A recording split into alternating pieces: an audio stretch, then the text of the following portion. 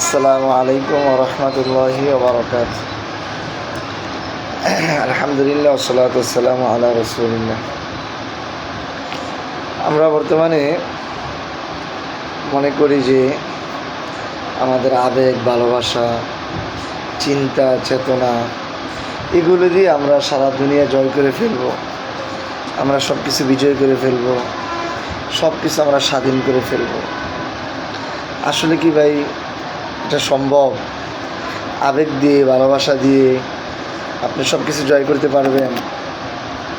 আজকে যে কাতারে আক্রমণ হয়েছে, ইসরায়েল আক্রমণ করেছে, তো কাতার কি এখন আপনার আবেগ দিয়ে, ভালোবাসা দিয়ে ইসরায়েলের প্রতিশোধ নিতে পারবে?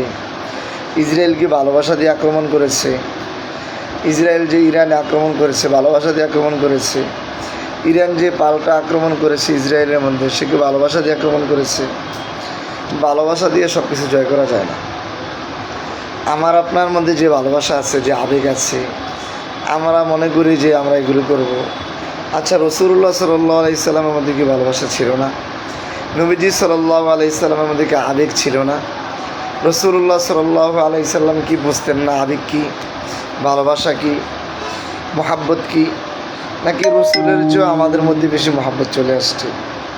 নবীজি সাল্লাল্লাহু আলাইহি সাল্লাম তার উম্মাকে এবং কওমকে যেভাবে ভালোবেসেছেন, রাসূলুল্লাহ সাল্লাল্লাহু আলাইহি সাল্লাম শুধু মানুষকে না, প্রাণী জগৎকেও তিনি যেভাবে ভালোবেসেছেন, সারা দুনিয়ার মানুষের সামনে যেভাবে ভালোবাসা তিনি পেশ করেছেন, তো রাসূলুল্লাহ সাল্লাল্লাহু আলাইহি সাল্লাম কি ভালোবাসা কি এটা বুঝতেন না, জানতেন না? তাহলে রাসূলুল্লাহ সাল্লাল্লাহু আলাইহি সাল্লাম কেন বদর সংগঠিত করলেন? কেন উহুদ সংগঠিত হয়েছে? কেন খাইবার সংগঠিত হয়েছে? কেন ইয়ারমুক সংগঠিত হয়েছে? কেন মোতার যুদ্ধ সংগঠিত হয়েছে? এগুলোকে আবেগ, ভালোবাসা। দুনিয়ার সব কিছু যদি আবেগ দিয়ে হতো তাহলে তো এইগুলোর কোনো প্রয়োজন ছিল না। রাসূলুল্লাহ সাল্লাল্লাহু আলাইহি সাল্লাম একথা বলতেন না, আনা নাবিগুস সাইফ। তিনি বলতেন আনা নাবিগুল রহমা। তিনি বলতেন আনা নাবিগুল মাওয়াদ্দা। তিনি বলতেন আনা নাবিগুল ইশকি, আমি শুধু ভালোবাসার নবী। তিনি যে কথা বলেননি, তিনি বলেছেন আনা নাবিগুস সাইফ, আমি তরবারির নবী। তরবারি মানে কি? তরবারি একটা প্রতীকী শব্দ। তরবারি মানে হচ্ছে একটা উদাহরণস্বরূপ, মানে তখনকার জমানায় তরবারি ছিল, বল্লম ছিল, কিন্তু এখন তো তরবারির যুদ্ধ নেই। এখনকার হবে, যদি এখনকার তাহলে আমি যুদ্ধ বিমান, তারপর হচ্ছে মিসাইল, তারপর হচ্ছে ট্যাঙ্ক, কামান, সর্বাধুনিক যে যুদ্ধাস্ত্র, রণাঙ্গনের রণকৌশল বা যুদ্ধ অস্ত্র যেগুলো, এগুলো এটা বলা উদ্দেশ্য। তো রাসূলুল্লাহ সাল্লাল্লাহু আলাইহি সাল্লাম এত আবেগী হওয়ার পরেও তিনি তো সবাইকে মাফ করতে ভালোবাসতেন, তিনি তো সবাইকে মাফ করতেন, ভালোবাসতেন। তিনি তার শত্রুকেও তিনি মাফ করে দিতেন। তাহলে আবার তিনি কেন যুদ্ধের মাঠে অন্যের দিকে, তার রাসূলুল্লাহ সাল্লাল্লাহু আলাইহি সাল্লাম দিকে যে আসছিল তার দিকে কেন তিনি তীর মেরে এসেছিলেন? তিনি কেন বললেন লাউদিতু আন উকতালা ফি সাবিলিল্লাহ সুম্মা উহিয়া সুম্মা উকতাল? আমি কামনা করি, আমি চাই যে আমি আল্লাহর রাস্তায় লড়াই করতে করতে নিহত হই, শাহাদাত বরণ করি, সুম্মা উহিয়া, আবার আমাকে জীবন দান করা হোক, সুম্মা উকতাল, আমাকে আবার হত্যা করা হোক।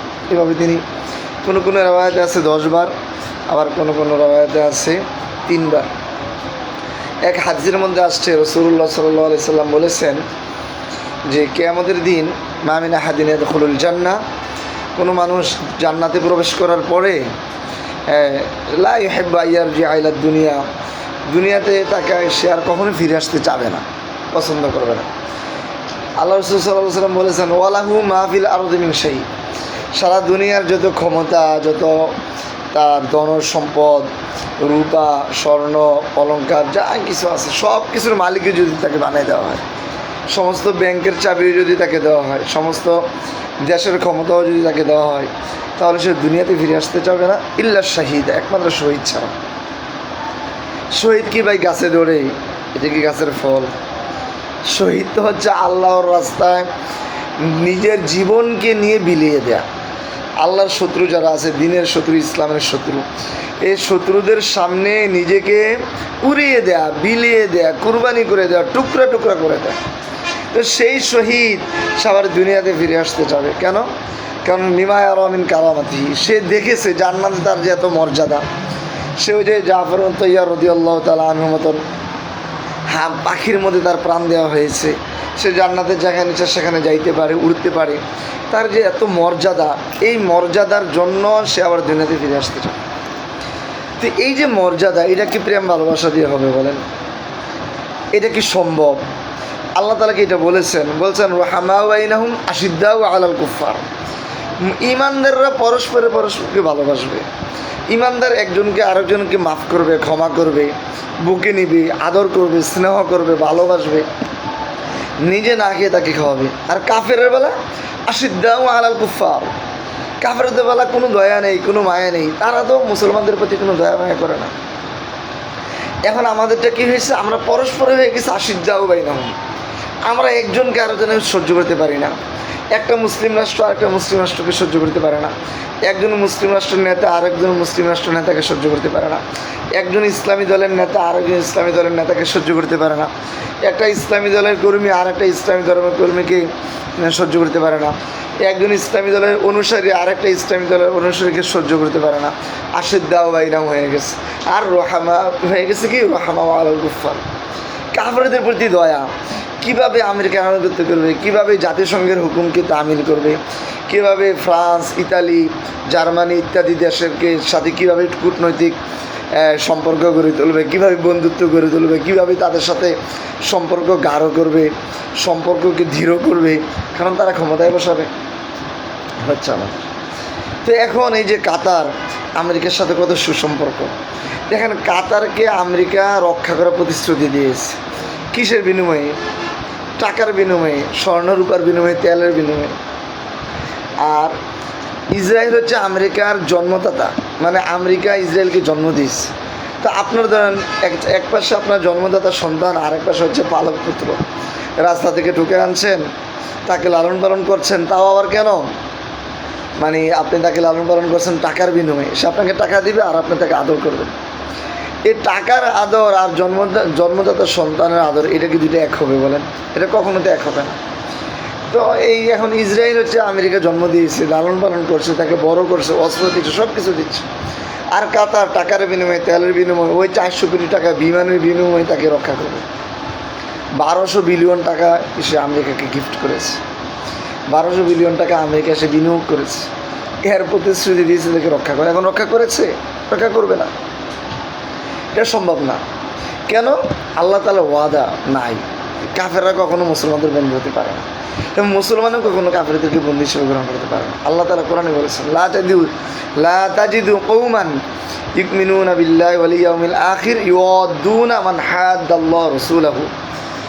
এমন কোনো জাতি আপনি খুঁজে পাবেন না হে নবী, যারা আল্লাহর প্রতি বিশ্বাস দাবি করে, আখিরাতের প্রতি বিশ্বাস এনেছে দাবি করে, এবং সেই ওয়াদ্দুনা মান হাদ্দাল্লাহ, আল্লাহর যে শত্রু, রসুলের যে শত্রু, আল্লাহকে যে পছন্দ করে না, রসুলকে যে পছন্দ করে না, সে তাকে বন্ধু হিসেবে গ্রহণ করবে। এটা তো হতে পারে না। তা আমেরিকাকে আল্লাহকে স্বীকার করে, আমেরিকা কি, ব্রিটেন, ইসরায়েল কি আপনার কি বলে আল্লাহ রসুলকে স্বীকার করে, কোরআনকে মহব্বত করে। তো যারা আমার রবকে স্বীকার করে না তারা আমাকে রক্ষা করবে, যারা আমার দিনকে স্বীকার করে না সে আমাকে রক্ষা করবে, যারা আমার রসুলকে স্বীকার করে না তারা কি আমাকে রক্ষা করবে, আপনাকে রক্ষা করবে। এটা হতে পারে? এটা কখনো হতে পারে না। সুতরাং সব কিছু ভালোবাসা দিয়ে হবে না। আপনি আমেরিকাকে ভালোবাসবেন আর আমেরিকা আপনাকে কিছু রক্ষা করে দিবে, এটা কখনোই হতে পারে না।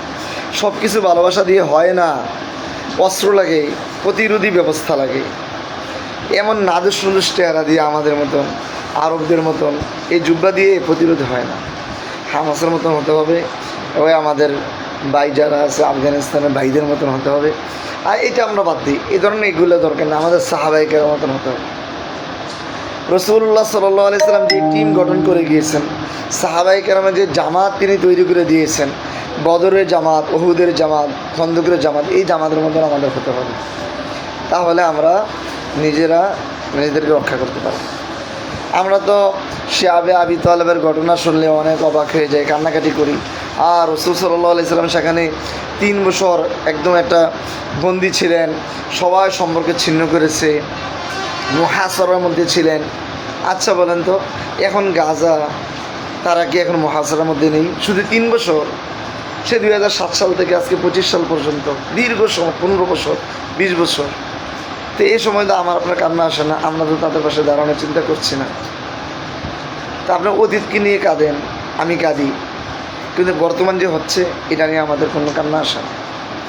তো এখানে আমাদেরকে লাখ লাখ মুসলমানের শরীরকে চূর্ণ বিচূর্ণ করা হচ্ছে, টুকরা টুকরা করে দেওয়া হচ্ছে, লাশ চিনা যাচ্ছে না। হাসপাতালে যাচ্ছে বাবা তার মেয়ের লাশ আনতে, ভাই যাচ্ছে মেয়ের লাশ আনতে, তো বলা হচ্ছে তোমার ভাই কত বছর ছিল? 12 বছর ছিল। তো 12 বছর অনুমানে কিছু গোস্তের টুকরো একটা ব্যাগে দিয়ে দিয়েছে। তো সাংবাদিক জিজ্ঞাসা করছে আল জাজিরা, এই ব্যাগের মধ্যে কি? তো বলছে এটা আমার বোন, আমার ভাই। তো দেখি দেখছে কিছু গোস্তের টুকরা, মানুষের অঙ্গ প্রত্যঙ্গ, এগুলোকে হয় এগুলো আমার ভাই, আমাকে হাসপাতাল থেকে দিয়েছে। দেখেন আমাদের এগুলোর জন্য মোহাব্বত নেই, রহামা বাই নাম নেই। আল মুসলিমও কাজাসাদিন ওয়াহিদিন নেই, আল মুসলিমও আখুল মুসলিম নেই, ইন্নামা মিনুনা ইখওয়া এটা নেই। কারণ সমস্ত কাফেরদেরকে আমরা গ্রহণ করেছি বন্ধু হিসাবে। কাফেরদেরা আমাদেরকে ওয়াদা দিয়ে রক্ষা করবে, আমরা সেই ওয়াদাকে বিশ্বাস করি। সৌদিকে রক্ষা করবে, ওয়াদা দিয়েছে, সে সৌদি তাদের পিছনে ঘুরে। মিশরকে ওয়াদা দিয়েছে রক্ষা করে ঘুরে। এটা কখনো সম্ভব না, তারা রক্ষা করবে না, বরং তারা আপনাকে প্রতিশ্রুতি দিবে রক্ষা করতে, এমন তারা সে প্রতিশ্রুতি ভঙ্গ করবে। আর ইসরায়েলকে এখানে প্রতিষ্ঠিত করা হয়েছে এই প্রতিশ্রুতি ভঙ্গ করার জন্য। ইসরায়েলের মাধ্যমে সব আরব রাষ্ট্রগুলির সীমানা ভেঙে দিয়ে গ্রেট ইসরায়েল তৈরি করা হবে, বিশাল বড় ইসরায়েল তৈরি করা হবে। সমস্ত আরব রাষ্ট্রগুলো ইসরায়েল রাষ্ট্রের ভিতরে চলে যাবে। আজান হয়ে গেছে।